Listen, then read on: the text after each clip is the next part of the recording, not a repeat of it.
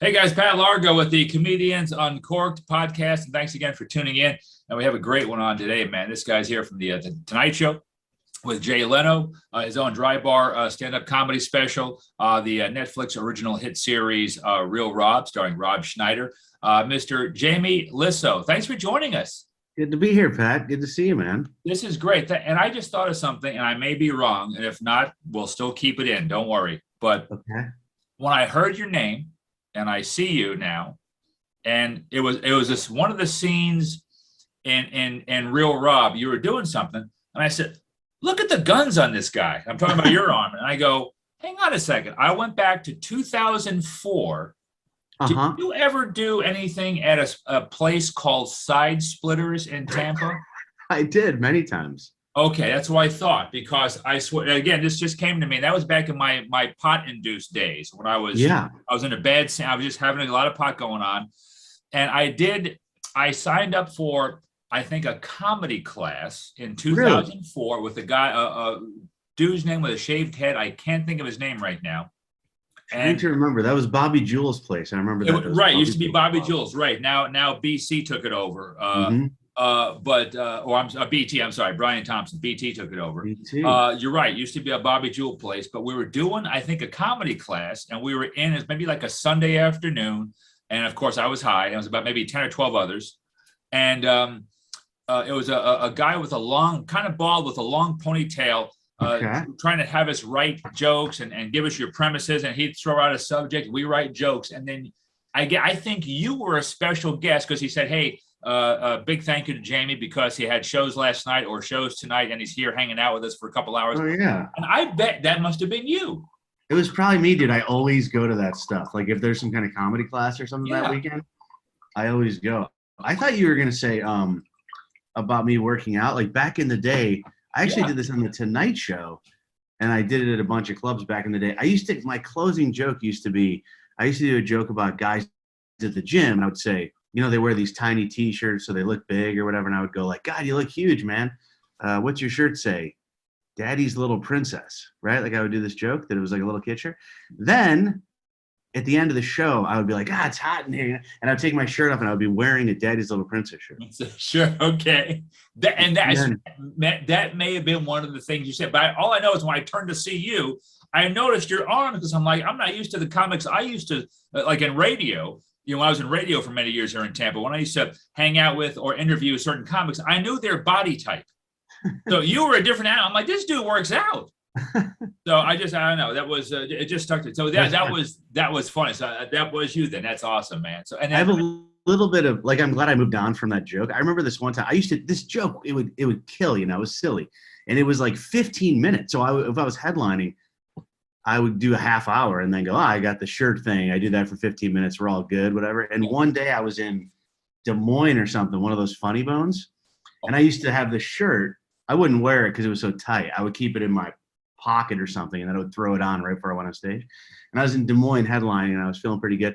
And then I went backstage, and I was getting ready, and I reach in my pocket, and I'm like, this fucking shirt fell out. Shirt is gone, which is like dropping. It's like you dropped 15 minutes of material. It'd be like losing your closing joke on the way to the venue. And so that day I was like, I can't be in a position where I rely on this. Like, dude, I worked with Jeff Dunham once, and 3 of his puppets got lost in luggage.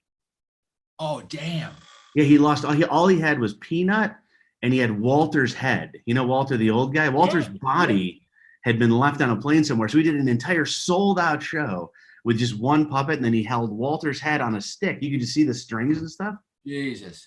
He put something up in front of it, but he got off stage and said, "I'm never traveling without these guys like up above me on an airplane," and he never did again. Oh my! And I have to add, because that's an incredible thing right there, to have that type of act and literally not have the act that people are coming to see. How did the crowd? I'm sure they probably still loved him. I mean, was the crowd cool with it? He did really well with the situation. He was also late to the club, so he had no time to prepare. The flight was late, the bags were late. So he did pretty good, but there was a few assholes at the end that were like, "I paid for Walter, man. Where's Walter?" Yeah. I guess, and that, you hope it didn't happen or it doesn't happen, but you kind of like, I'm on your side like 90%. I could see 10% where I'd be like, hey, where's the guy? Where's the old guy? Right, sure. But that is crazy. That's so funny. You see that, and people don't realize stuff like that. And I don't know about you, but I get so stressed out, especially day of shows. I psych myself out. Like I just think I'm not, I got to bring myself back up. And I always think about that. Supposing this joke that I just wrote that I like, that I know is going to work, suppose I forget it. Suppose I don't have just some notes on the way to the show. Suppose I misplace it. And I freak myself out for no reason at all. Yeah. But that's amazing stuff though. And I was leaning on this bit. I had just started headlining. It was a crutch. Like, yeah, it was like a big 15-minute thing. And so when I dropped it, it'd be like forgetting the last half of your act on the way to the show. Gone. Right. I Yeah, but it's like Metallica, not going Master of Puppets. Yeah. All right, we lost our instruments. How do we do this shit now? Yeah, I was working with a guy at the Stress Factory once, and he would I think he was my opener. Oh yeah, he was opening for me. And at the end of his show, he would do a song parody where he would sing like it was that Under the Sea, the Little Mermaid. Oh yeah. I don't even remember what the dumb parody was. It was like Under the Seat, like a weapon under a seat. And it was his big closer, and he was And I remember this one night, it was like the last show. He was like, okay, DJ, hit it for me. Silence. He's like, okay, I'm ready for you. Hit it for me. Play the music. Nothing. And then the DJ comes on and goes, yeah, dude, your CD looks like you burned it yourself. It's stuck in our CD player. Oh, we can't do you. And the guy goes, okay, good night, everybody. He just gets off stage. He didn't even try to do like other material. He just went, I needed that. I don't have it. He just got off stage. You just cut bait right there. It was out. That was it. That is funny, man. And I got so many questions, but I know you're busy. We'll keep it brief. First off, you live in Alaska. I read in Fairbanks. I do. I live in Fairbanks. Yeah. Because I ask because I don't know what I've done to make my girlfriend mad, but she's taking me to Anchorage, Alaska in a few days. For what? Well, we're going on a plane with her mother. And we're meeting her sister and her brother-in-law who live in Anchorage. His job took him to Anchorage. And I've never been. I haven't been in Florida almost 50 years. So anything under 65, I put a sweater on. Okay. So I just bought $200 pair of waterproof boots yesterday. I guess we're going to be doing some outside walking somewhere. Okay. Anything I need to be scared of, aware of? Anchorage is not so bad. Like where I live in Fairbanks, that's the real extreme temperatures. Anchorage might not be that bad. You're going to be fine. Okay, good. With your boots. But yeah, like where I live is where it's 24 hours of darkness. Like Anchorage doesn't really get that much. Where I live, it's 24 hours of darkness. And I call my friends because I complain a lot. It's a long story, but I kind of got tricked into moving to Alaska and by an ex-wife. And so I complain. I call my friends. I go, dude, that's so depressing here. And my friend's like, come on, man, isn't Alaska beautiful? And I go, I don't know. It's fucking dark. I can't see anything. Maybe it is. See anything. I want to kill myself. I can't find a rope. Now, speaking of that, are you married now? I'm not married now. No. So I am all divorced. Oh man. So God, what's keeping you there? Kids? My children. Yeah. So I have 3 kids that live up there. So I go there all of the time. I spend. And you know how it is with comedy. Like it's not easy. It's probably the hardest place to keep everything going. But I'll say whenever you're thrown some kind of weird obstacle, like this is for sure an obstacle. It's funny how it all works out. Like I don't know if I would have wrote on Man with a Plan on CBS or like wrote the Rob Schneider show because it makes you go, I can't just do every week doing stand-up anymore. So it opens up all this space for these other opportunities. And that leads me to my next one. So, and thank you for the positive words about Alaska. I feel a little less scared about dying and stuff. Are you preparing any other part of your body or just your feet? Are you going to buy a jacket? No, I got some clothes that they gave me, I guess, from the previous guy who died while living in Alaska. I'm not sure I don't know the backstory, but they felt bad because I have like one just kind of a heavy coat down here in Florida that I wear, for our winter when it's a high of 50. So I'm bringing that. I got the thermals. I got the balaclava, whatever that thing is called, the mask. Yeah. I got some stuff, but I mean, they said, listen, man, just pack one bag. You're going to be fine. So I believe it. So, but no, I can't wait. Cause I mean, I know how beautiful it is there. So yeah. Anchorage is amazing. Cause Fairbanks, there's no water. There's no Wales, you can look at like where you're going. It's gonna be tight. It's gonna be a good spot. Oh, good. Okay, good to know. I appreciate that a lot. And then, yeah, now speaking of Rob and stuff, because I know you co-wrote this or co-write this too, right? The Real Rob Show on Netflix. Yeah. Yeah. And how long have you known Rob? I've known him for, it's probably been about 10 years now. I used to be a radio guy. Okay. Not unlike yourself. I was the comedian on a radio show. And then it was in Rochester, New York, which my first son was being born. And so I went home and took a job to be home and stuff. Okay. And Schneider called in one day. And I was a huge fan.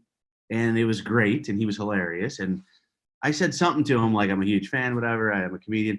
And he said, dude, what are you doing tonight? And I go, nothing. And he goes, why don't you come do a set at my show? And I was like, what? Okay. And so I go to this show. I meet Rob for like 2 seconds in the green room. I was like, oh, that was cool. And I thought I'd never see him again. He went back into his room. Yeah. And they go, yeah, you're going to open for Rob. They go, but we have this improv group that's going to go before you. And they're from the college. It was in college. Sure. They go, they've never done improv before, but we're going to let them go up and do some improv. Then you can go up. And I go, okay. Dude, Pat, if there's comedy in heaven, you get to follow an improv group that has never gone up before. Yeah. They just had no jokes or anything. And so I went up and people were like, oh my God, pre-prepared material. And I heard a guy laughing off stage. And at the end of my set, I walked off and Schneider watched my whole set. And then that day he said, you got to start writing for me. And I think he did.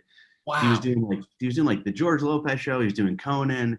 He had like the roast of Quentin Tarantino. And so I wrote almost his whole set for that. And that's what really got us working together was that one roast. So, okay, now like writing actually material for stand-up or just literally like his roast type stuff? It was at first just roast stuff. It was just a roast, and then we'd do an appearance on TV, we'd write stuff, and then it just kind of and that was just like a one-off. And then Howard Stern went on the radio the next day. He was there, and he said, oh, I love this joke. And like a couple of them were mine. And so Rob was like, oh, this guy's not bad, And so then, we just kept doing more and more, and then we wrote the TV show for Netflix, and we just keep on going. We just wrote a movie that's coming out in March. And I think is that the one now with Rob and I want to say David Spade? Yeah, it's Rob Spade, Jackie Sandler, Adam Sandler's wife. John Cleese is in there. That's right, John Cleese. Yeah. And what's that one called? It's called Daddy-Daughter Trip. Wow. Okay. And with you. And then when is it scheduled to come out? Probably like March. It's like a spring break kind of movie, so we're hoping to get it out. Oh, and maybe we can do something again right before that, and we'll plug that, or we'll do something on Facebook and social media, and we'll plug that. I'll have it on the podcast anyway. For sure. Dude, that's awesome. And I was going to ask you, so this is how you met Rob, and it's amazing. So he liked something right off the bat with you. You guys clicked. Yeah. And then what got you? I know you said you got into the radio station to stay local with your newborn child. So what got you into the comedy game though back in the day? Back in the day, dude, just honestly, when I was a little kid, I wanted to be a comedian. And I didn't know if it was a real job. Probably like 7th grade. I was writing jokes and stuff. But I didn't even know it was a real job. So I'd go to like comedy shows and watch them, sneak in, watch the guys. Then I did like a couple open mics and it went okay. And then I started to like meet the guys in the local scene in upstate New York. And then I was going to law school. I got into the University of Buffalo. I went to law school. I paid my money and everything, got an apartment. And then that week when I was waiting to go, I got my first paid gig, $50 in a hotel room. And I was like, this is absolutely amazing. Like, it's unbelievable. And so I decided to take a year off from law school just because it was so much fun. And dude, I moved to law school. I went home and my dad was like sitting on the couch and I go, I got a crazy idea.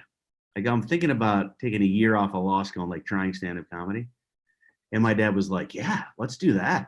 Let's go get your stuff from law school. And I was like, okay. He was like beyond supportive, like 100%. Wow, that's awesome. Okay, that surprised me. I thought it was going to be the opposite. Yeah, didn't even say like, are you sure? He went like, let's do this, man. Let's give it a try. That's fantastic. And look just where it's got you now. But see, that's what I'm saying. There was something about you where I know you're intelligent. The stuff you write is intelligent. The show, I'm on season 2 now, episode 6 of Real Rob. So I'm catching up. I'm getting nice. Going here. Episode 7 of season 2 is my favorite one. That's the one coming up? Yeah. Okay. Now, and I'm not calling anybody out, but I did notice something on season 1, episode 5, the Gaying in Shape episode. I loved it. I forget is it Udo? What's the guy's name that he lived? Udo. Yeah. Udo, the guy with the work. Okay, great. And if people don't know, Jamie plays Jamie, Rob's kind of, dare I say, aloof friend assistant. Yes, exactly. In the show. But I did notice when you were making a juicer for or a juice thing or something while Rob and his wife were talking. I noticed a wedding band on your ring finger, and then the next thing, I noticed it on your middle finger. That's all I want to say. That's pretty good, dude. We had a tough. What is that? I always forget the name of the person. It's like a crew member, and their job is to make sure that there's consistency. Oh, continuity. Continuity. I could never remember that word. And we had this girl, and she was amazing. Like such a cool person, and she's since passed away, which is so terrible. And she wasn't around Alec Baldwin, was she? She was not around Alec Baldwin. Sorry, that's horrible. But her continuity, she just had a little bit of trouble with the continuity. Like I remember one time, Rob was on. The scene was a party, and Rob was on the phone with me, and I was also behind him. Like he's supposed to be I'm not there. He's on the phone with me, and if you look, I'm also in the back playing with these kids, like right there. Now that is awesome. Yeah. No, but it happens, man. And I think during the funeral, she had a different color shirt on for the second half of the. That's right. Yeah. Rest in peace. Oh my God, that's awesome. That right there is. Oh, another quick question. I just thought of this. Now, is that because I didn't research this one? Is that really Rob's real life wife? Yep, that's right. Yep, Patricia. Wow. Yep. Okay, because first off, I know her background, but she's a good actress. Yeah. And she's really, really attractive. She is. Yeah. She's a killer, man. She we wrote most of I would say season 2, me and her wrote pretty much the whole thing. Rob was very busy. Yeah, and he came in like at the end and fixed stuff, but geez. No, is she a comedian as well, or? She started in Mexico hosting. I think she was producing a couple shows in Mexico and then ended up like hosting a couple talk shows in Mexico. And I think that's how Rob met her. She was interviewing comedians and he was like one of her guests. Okay. Wow. There's gotta be something. Okay. Yeah. Cause I figured she had to be on TV, especially in Mexico. She has that look where she needs to be in front of a camera doing something.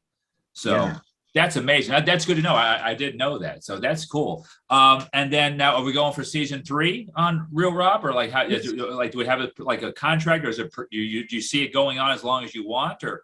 It's hard to say. Like, let me turn off my text so people stop beeping me. Hold on 1 second. I don't know if you could hear that beep. It's that Comedians Uncorked little push we give you right there. Once people know you're live, even though you're not live, they just start bugging you. All right, I turned it off. I forgot the question. I forgot what I asked. What were we talking about? It was about something. Season 3 or something. How do you feel about that? Yeah, so like Netflix licensed the show from us, which means we own it, which is kind of cool. And so they just bought it to play it, and that runs out pretty soon. And so if they don't want to do season 3, which we don't think they necessarily want to, we can take all 3 somewhere else. And season 3 is already written. So it hasn't been filmed yet, but it's completely written. I have it on my computer right now. And so we're kind of hoping, we have a few people that heard that and contacted us. So we're kind of hoping we could do, season 3 and take all 3 seasons to some other, maybe like a smaller streaming service. Okay. Something where it could really stand out. And, Netflix is amazing, but you get those emails like, hey, there's 4,000 shows coming out tomorrow. We recommend for you. And you're like, okay. That's just it in this world, man. What we live in, right? It's just there's so much coming at us. Yeah. I didn't literally know about your guys' show until maybe about maybe 6 to 7 weeks ago. I didn't know.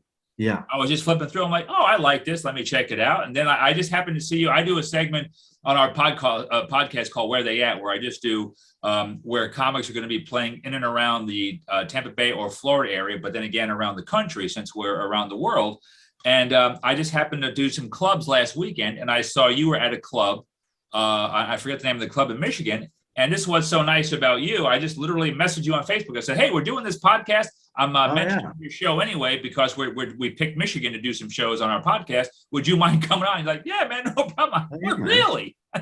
Yeah. I did one night stands in Waterford that's owned by a buddy of mine, this really, really funny comedian, Mike Green, that retired from comedy to open a club. It's a great place.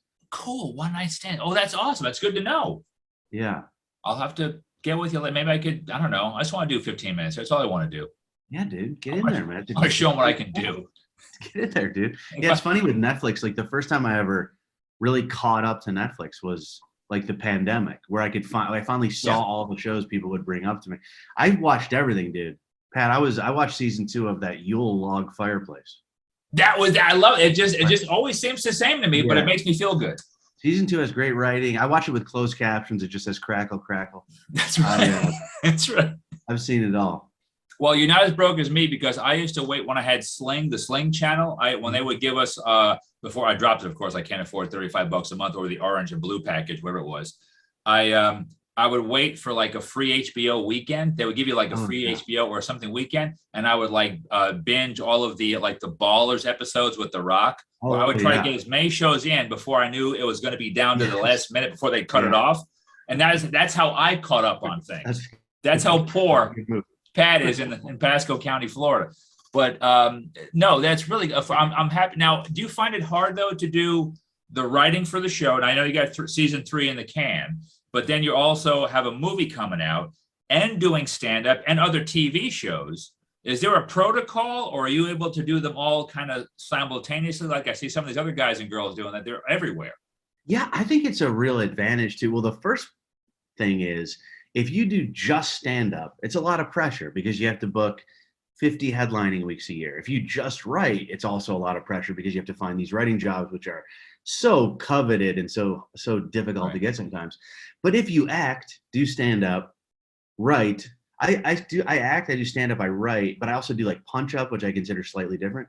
And if you do 4 things, you can always work, and you don't have to be like the number one guy in your field. There's always something to do if you do well. And I'm a kind of guy that I go kind of crazy, like on the road when I'm alone. And so like I was at One Night Stands, and you just work at night. And so I got a gig doing punch up for a new CBS show. And like, that's what I did during the day. And without that, I almost can't make it through the week. It's just too much time. And so that's why I say yes to podcasts. Like I know a lot of guys don't do.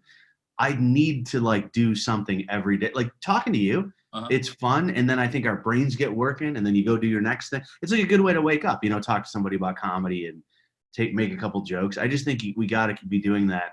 For me, I have to do that almost all day, every day, or start to get like depressed and shit like that. It helps me keep busy. It's funny you said it, because I agree. Because when I'm feeling like kind of, in that lugubrious type mood, like I said, I'll just be in a negative mood. I'll wake up or there's something going on. I just feel blah. If I watch stand up or I'm just with someone talking about just anything, it could be my local firefighter neighbor. We're talking about fire engines. I'm like, I'm feeling good now. I'm ready to do something creative now.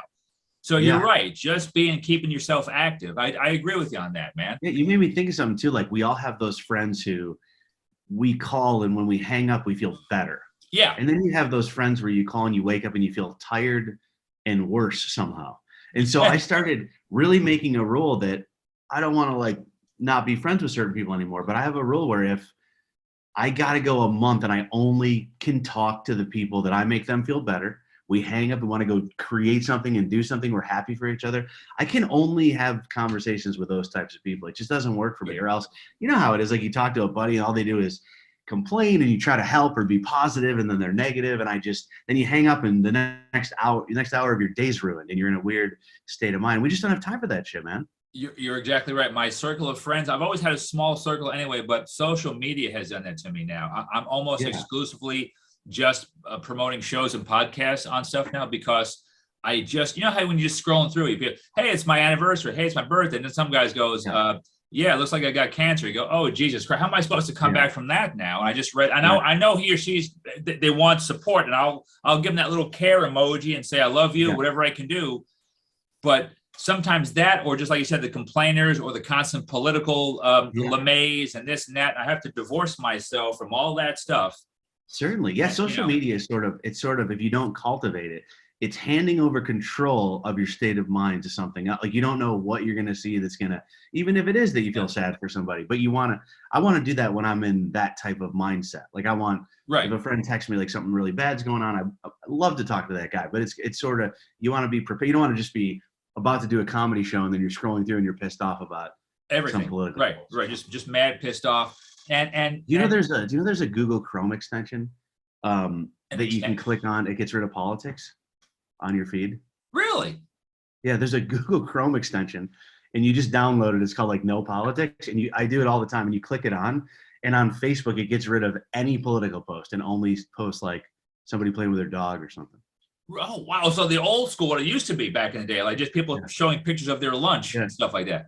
I do it like during the week. I just keep it on. I'm like, I don't need to watch people fight about vaccines or whatever. Right. Yeah. That's what I want. I want the answer. Give me I shouldn't say anti-vaccine. That's a whole different argument. But give me the vaccine people. Right. Get those off my feed. Yeah. Political. I didn't know that. That's so cool. See, it's funny how just tech, everyone wants it, but then people don't want it. It's just a circle. We want it, but then we create more tech to make that tech go away. Yeah. It's a weird circle, man. Real quick, there's been some crazy stories in the news here with people, not just the typical hecklers like on live comedy, but people going on stage. It's happened in our Comedy Zone in Jacksonville, Florida, just a few weeks ago. Some lady went on stage, white lady, older woman, married, and just decided to literally walk on the stage and tell the comic he was just talking too much about sexual stuff and anti-marriage type stuff. And she was a woman. She wanted to make it clear she was a woman. And he's like, hey, I heard you, lady. Get off the stage now. But we're having more of this type stuff, things being thrown. Have you experienced this, or how do you feel about just the role that the audience is or is not playing now when it comes to live events? Yeah, I've had very little of that because I've been working with, I think I've only headlined 8 times this year, and I've just been touring with Schneider.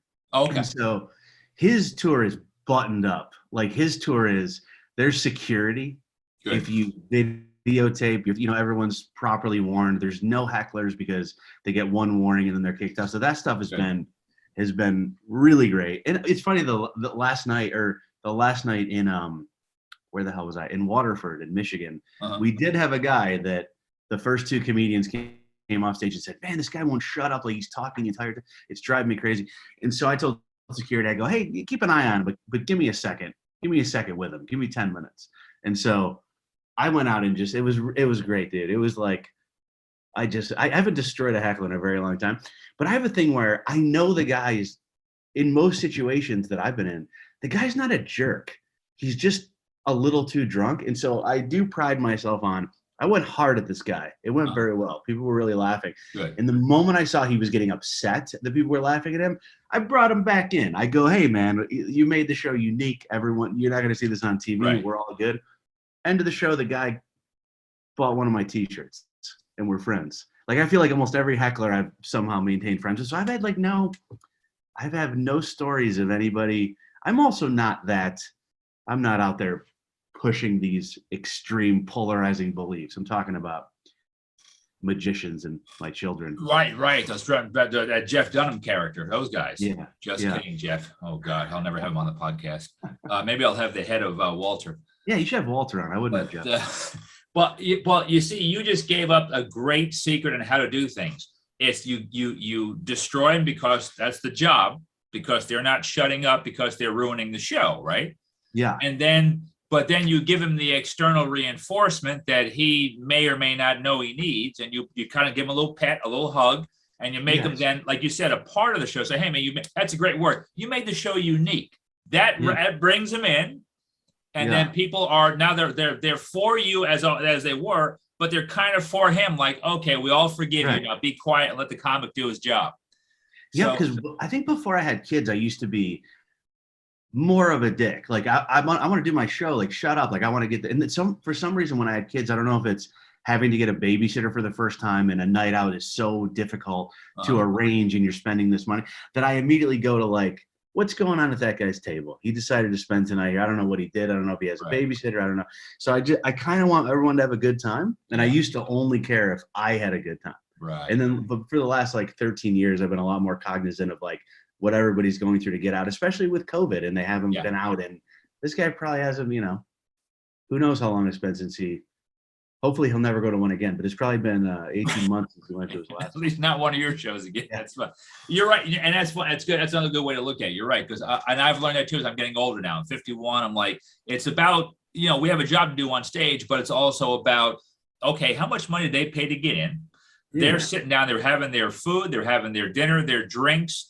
Are they having a good day? Did they just have a fight before they get there? Like you said, did they have a fight with the babysitter? Now, I know you can't think about all this, but I'm thinking, okay, our job is just to make them laugh. They just sit there. So you're right. If there is a little outburst or something like that, you could play around with it. And you're right. So many people are under so much stress nowadays. Yeah. We live in Florida. We got a lot of guns in Florida. Mm-hmm. We've got stand your ground. We got stuff like that. We got some wacky laws. And that's why I never do. I always tell people I'm not that smart to do political or religious humor anyway. Even if I was, I probably still wouldn't do it. But I mean, down here, though, like you said, the stage is like our home. It's our office, as my co-host Tony God says. That's my home. I didn't invite you up here, you know. So, by the way, Tony says hi because he said he worked with you years ago. It must have been at the Tampa Improv. In Florida. Yeah, it's funny. After you said that, I looked him up. I was like, I remember that guy. Yeah. So he said howdy. So we'll be talking about this a little later on. So, but listen, man, I'll give you just a quick, easy one. We've been asking people, and this is I don't know, kind of a fun one. But if anything, what do you want for Christmas? What do you want for Christmas of 2021? It's a really good question. I feel like I have everything I need. Honestly, this is going to be the I was going to use an inappropriate word. This is going to be like a goofy answer, but honestly, I've been traveling I normally get to Alaska pretty much every week, like every 2 weeks for a good stint. And I've been doing this new show on Fox News, even though I'm not very political, but I've been doing like the Greg Gutfeld show, and I just became a regular. So this month I'm out for 21 days in a row right now. Oh, wow. And so I'm going to New York City next week. I did it last Thursday. I'm going this week again to do it. I'm going to tape 2 more shows.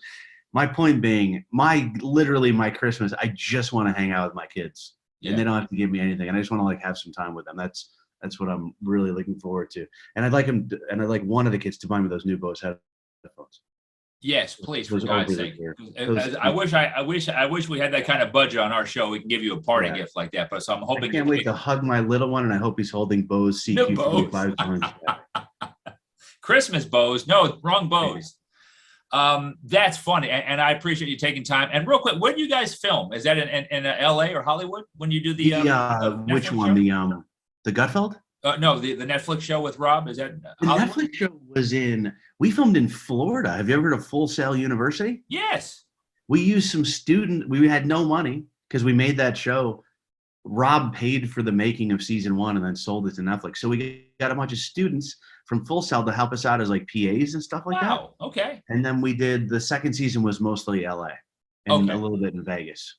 That's cool. I didn't know about that Full Sail. That's good. Well, big ups to Full Sail. We'll tag them in this thing. That's really cool. I'm friends with a lot of those guys. Yeah. And we're trying to get back into that acting thing. Years ago, like 30 years ago, man, we were big here. We were getting grants to people and bringing movie companies in and film companies. And then we got away from it for years. Now we're trying to reel them back in again because we've changed so much between going from urban, you go a few miles, it's totally rural. It's different types of landscape and stuff. So we're hoping to get those companies back again because we loved it years ago. It was just so great to see things being filmed in and around the area, you know? Yeah, dude, Full Sail was great. We did have this one guy. I would say 99% of the people we used were amazing. And this one time we had like a first AD, first assistant director who's in charge of coming up with a schedule every day. And this guy was just making so many mistakes, like just crazy mistakes, like having actors come 2 hours late and they should have been filming an hour ago. Like it was mistakes you can't make and film a TV show. Right. And so I remember they wanted me to talk to him because I was producing. And I said, yeah, dude, I'm like, it's all good, man. Let's just get somebody to help you. I go, we're not going to take your title away. We're going to give you the credit, but let's just get somebody to come in here and help you. And I go, how long have you been, like, what year are you at the school? Like, how long you been at, and he goes, oh, I teach, I'm the professor of, he was the teacher of the shit that he couldn't do. Right. Oh my God. I don't think you should be the professor. Dude, that's like being a bad parent, having kids. Yeah. Exactly. That's funny. Well, then again, it is Florida. So, I mean, I'm just saying that's what we just party here. It's all we do. And I couldn't fire him because he had 2 guns. So, and you didn't know which one, if it was really loaded or not. Yeah. You have no idea. That's funny. Now, when I was in Florida and someone cuts me off in traffic, I roll down the window and I give them a thumbs up. Everywhere else, it's a middle finger. Florida, I go, you did a great job. Way to cut me off. I tell you, you don't know down here. It's so scary, but welcome to the Sunshine State. But we're still good folks, though. but it's a weird thing, man. But listen, Jamie, I appreciate you taking time out, man. And this, like I said, is going to be coming out here shortly. Where are you going to be at this coming weekend, like the 18th and 19th? And then what's a good place? I'm going to look at my calendar because I want to tell you something, because I am going to be at the Raleigh Improv this weekend, cool, the 17th and 18th. But I wanted to tell you, I'm also going to be in West Palm at the Improv, January 14, 15, 16. I'll be at West Palm right there in Florida. And then we're hitting the Miami Improv in March. Cool. Now, is that going to be you or you and Schneider? Part of Rob's I Have Issues tour. So we'll be getting part of his tour. Dude, that's great. I wish you were hitting the Tampa Bay area, man.